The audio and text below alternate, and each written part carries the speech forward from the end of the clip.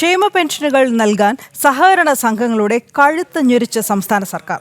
കഴിഞ്ഞ ഒരു വർഷത്തിനിടെ മാത്രം സഹകരണ സംഘങ്ങളിൽ നിന്ന് സർക്കാർ കടമെടുത്തത് 5430 കോടി രൂപയാണ്. ഇതിൽ 5065 കോടിയും തിരികെ നൽകിയിട്ടുമില്ല. രേഖകൾ ജനം ടിവിക്ക് ലഭിച്ചു. ഇത് നല്ല സഹകരണം.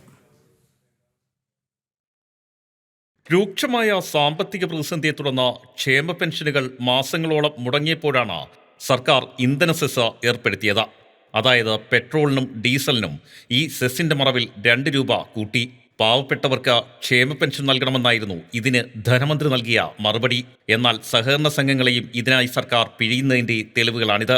കഴിഞ്ഞ ഒരു വർഷം മാത്രം സർക്കാർ സഹകരണ സംഘങ്ങളുടെ കൺസോർഷ്യത്തിൽ നിന്ന് കടമെടുത്തത് 5430 കോടി രൂപയാണ്. ഇതിൽ 5066 കോടിയും തിരികെ നൽകിയിട്ടില്ല. കൺസോർഷ്യം വഴി വാങ്ങിയ പണം സർക്കാർ തിരികെ നൽകാത്തത് സഹകരണ സംഘങ്ങളെ വൻ പ്രതിസന്ധിയിലാക്കിയിരുന്നു. ഇതോടെ CPM നിയന്ത്രണത്തിലുള്ള സഹകരണ സംഘങ്ങൾ പോലും പണം നൽകാതായി. ഭയപ്പെടുത്തിയാണ് പിന്നീട് സർക്കാർ പണം ഈടാക്കാൻ തുടങ്ങിയത്. നിലവിലെ കുടിശ്ശിക തീർത്തില്ലെങ്കിൽ അതും സഹകരണ സംഘങ്ങളുടെ നിലനിൽപ്പിനെ തന്നെ ബാധിക്കും. ആർ രാജീവ്, ജനം, തിരുവനന്തപുരം.